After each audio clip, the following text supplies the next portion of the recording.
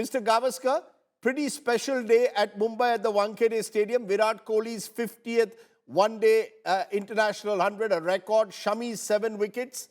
Your thoughts? What stood out for you on a memorable day in Mumbai?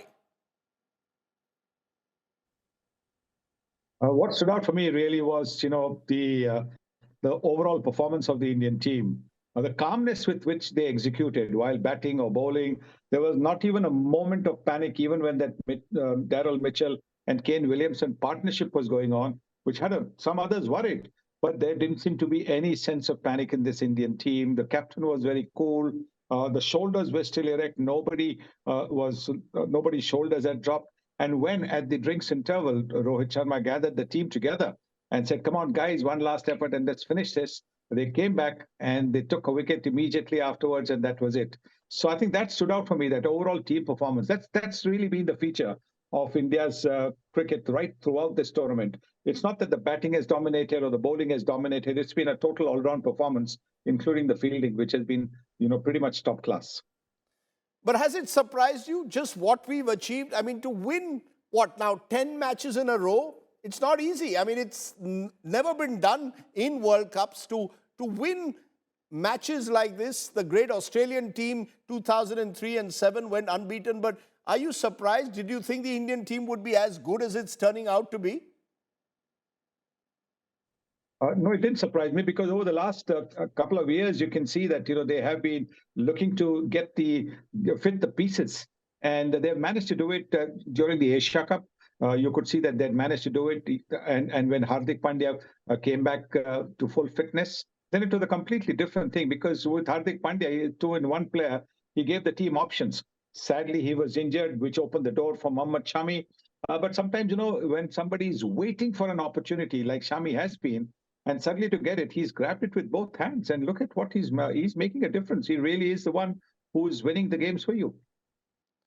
I want to look at two people who've contributed enormously, whose careers you followed closely, Mr. Gavaskar, Rohit Sharma and Virat Kohli, both as leaders and as batsmen. In a way, do you think Rohit Sharma has set the tone for the rest of the team by the way he's played? With his great fearlessness, freedom and ingenuity, by far the #1 player when it comes to strike rates in the first 10 overs in the power play. Oh, absolutely. I mean, look at the way he just takes the opposition bowling on. And the best part about Rohit Sharma's batting has always been his ability to pick that line and length, just that fraction early, and get into position to play the shot. Yes, he is fond of the aerial shot, which sometimes, if it doesn't come off the middle of the bat, is going to result in a dismissal, as we saw the other day. But the fact that, when he's hitting it off the middle of the bat, the ball is invariably in the stands. And that makes the bowlers change their line, change their length, which benefits the batters at the other end. So this is where the impact that Rohit Sharma has had can never be underscored. I mean, it has been an enormous impact that he's had on the opposition's psyche with the way he's gone after them straight away. The other one I wanted to speak to you, Mr. Gavaskar, about was Virat Kohli. 50 ODI hundreds is a phenomenal achievement, and he's got them in almost half the number of innings that the great Sachin Tendulkar made his 49 hundreds in. It just seems to me an incredible feat, the scale of what he's achieved. Terrific, absolutely, no question about it.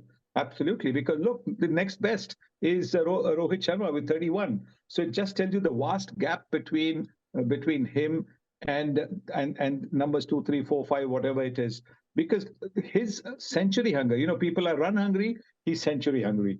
And his century hunger is insatiable, and that's how it should be. Every batsman worth his salt should put a minimum price of 100 runs against his name. And that's what he's doing every match. Yes, in this particular tournament itself, he could have got 3 more hundreds. He got out in the 80s, he got out once in the 90s, he's got out twice in the 80s, so he could have had 3 more hundreds. A couple of times he's gone past the 50, but has got out after that.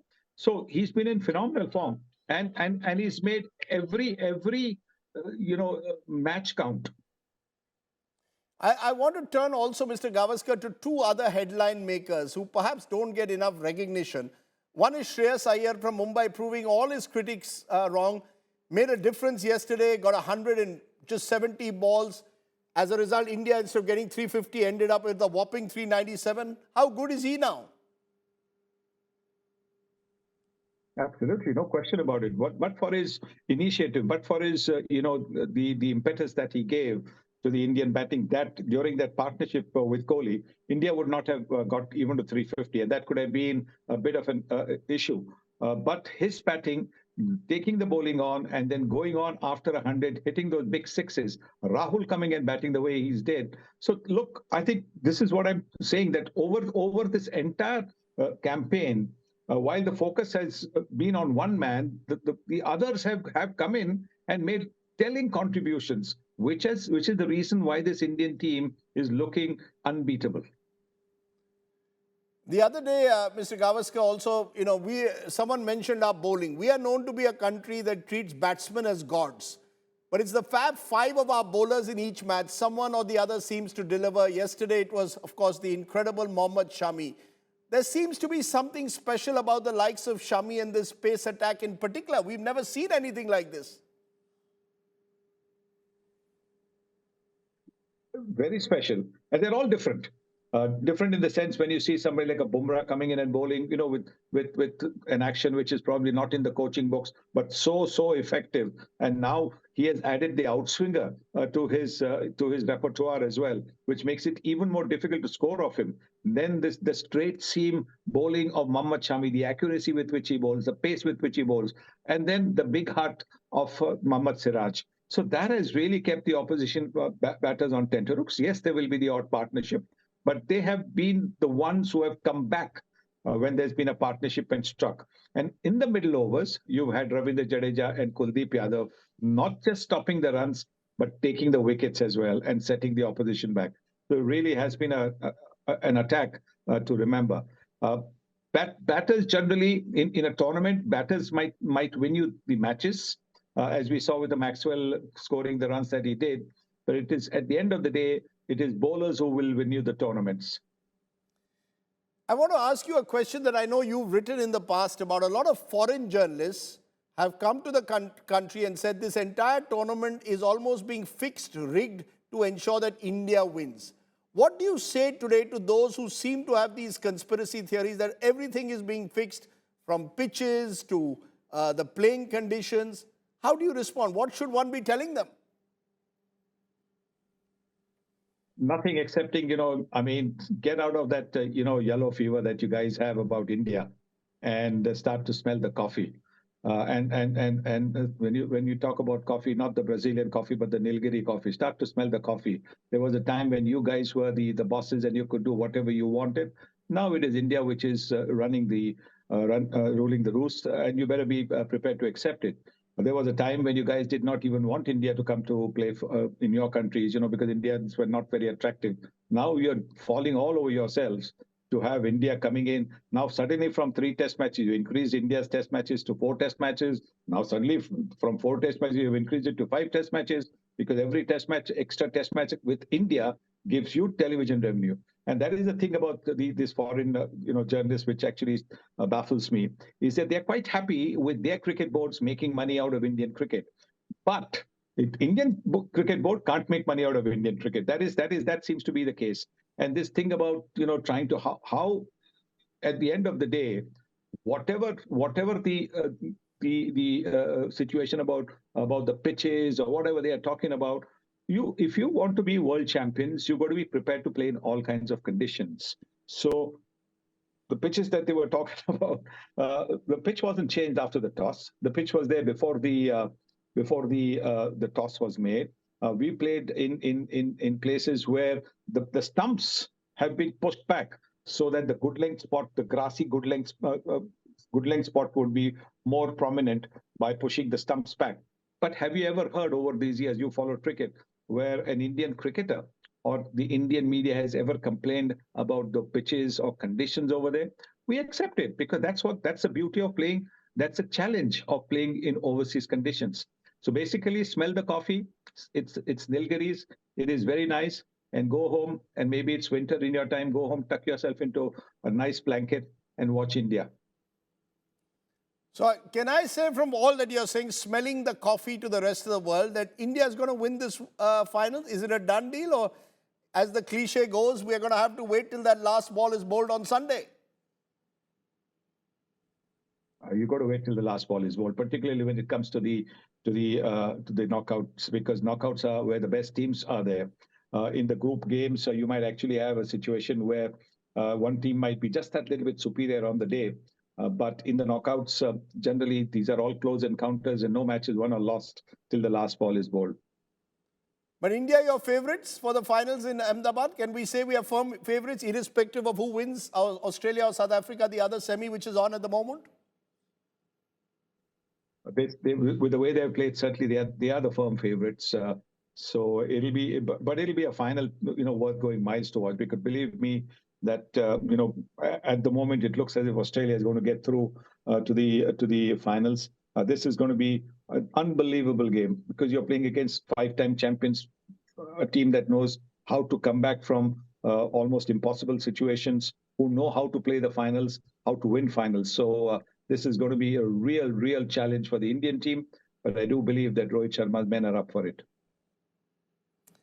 My final question, sir, bit of a googly. If there was a match between Rohit Sharma's men of 2023 and Kapil Dev's men of 1983, which you were a part of, who would win? Oh, the 83 team would win. Say that again. You're sure that the 83 team would defeat Rohit Sharma's team, is it? Absolutely. No, absolutely sure. Well, Mr. Gavaskar, that's a big call. The men of 83 will defeat the men of 2023. Either way, we'll wait and see what they do on Sunday. But for now, for joining us and setting the stage for this special, thank you very much, Mr. Sunil Gavaskar, telling the Western press in particular to smell the coffee. Nilgiri's coffee, as he added there. Okay, remember now, in amidst all this coffee that we're talking about, two cricketers who are like wine are Virat Kohli and Rohit Sharma. They're just getting better with time. Virat has reached where no other one-day batsman ever has, and Rohit Sharma is just terrific at the top. I want to go to someone now who's seen both of them rise over the years. DILIP Vengsarkar, legendary cricketer, stand named after him in Mumbai, is someone who, as chairman of selectors, spotted their talents. You must be particularly proud of what we saw yesterday, Mr. Vengsarkar. Thank you for joining us. You gave Virat Kohli that first chance in 2008, spotted him. What was so special about Virat when you first saw him? Yeah, actually, I watched Virat in an under-16 tournament in Calcutta against Bombay. And he was very impressive. I think he showed a lot of maturity. And of course, Mumbai lost that match, but very narrowly. And Virat had scored something like 60, 70 runs. But he was extremely impressive. He was very mature for his age. And the way he executed his shots were absolutely out of the top draw. They were top-class player. Then, of course, the under-19 also was the World Cup. This is a World Cup which India won. I think Virat played brilliantly. He led the set from the front, especially against Pakistan. I think he showed excellent temperament. Then we picked him for the Emerging Players Tournament in Australia. We were the chairman selection committee. And other teams, they had test cricketers, but we had picked under 23 players because we wanted to just build a very excellent bench strength. And that's what we did. And Virat was asked to open the innings against New Zealand, who were 7 test cricketers. And they had scored 270 runs. And Praveen Amre was the coach. I still remember I was there. And he asked Virat, "Ki aap open karoge?" He said, "Yeah, I'll open the innings." And he scored a brilliant 100. And not only scored 100, but he remained not out till the very end. See, that was very important for me. He won the match. I think he could have, I think got excited after scoring 100. But no, I think he batted till the very end. And he scored something like, I think, 123. And I was convinced that this boy has got a bright future. And given a chance at this stage of his career, I think he would definitely prosper. Bright future in 2008, but did you ever imagine that by 2023 he'd be scoring 50 one-day hundreds? Has he simply exceeded everyone's expectations? Is he just in another league? No, not really. Actually, when you see the skill level, and mental toughness and everything about the player, I think you pick him in the team. I think there are so many we picked, but there are very few. I think who have gone on to achieve so much in international cricket. I think because of the passion, I think because of the focus and because the discipline and the fitness level. I think Virat was simply outstanding the way he's played so far. What about the Mumbai boy, Rohit Sharma? When you first saw him on the Maidan, what impressed you about young Rohit Sharma that made you also look at him as a future star?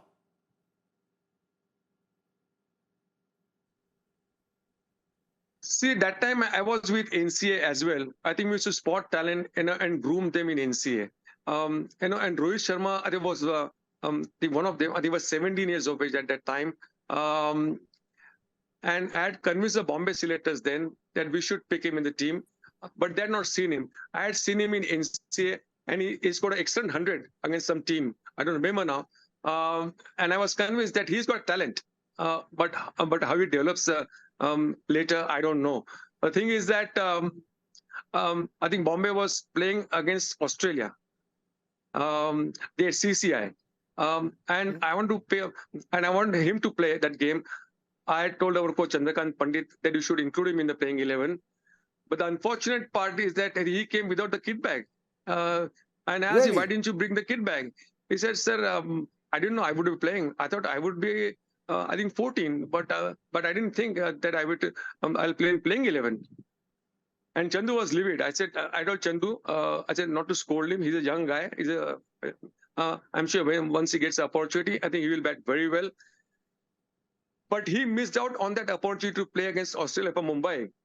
And then later on, of course, he played at Mumbai and scored an 100. And after that, I think he never looked back. He was simply outstanding. But again, potential is one thing. Realizing it, Mr. Vengsarkar, is another. The Rohit Sharma that we see today, scorer of double centuries in one-day international matches, someone who terrifies fast bowlers with just the way he plays his shots. Did you think that he would reach this level again?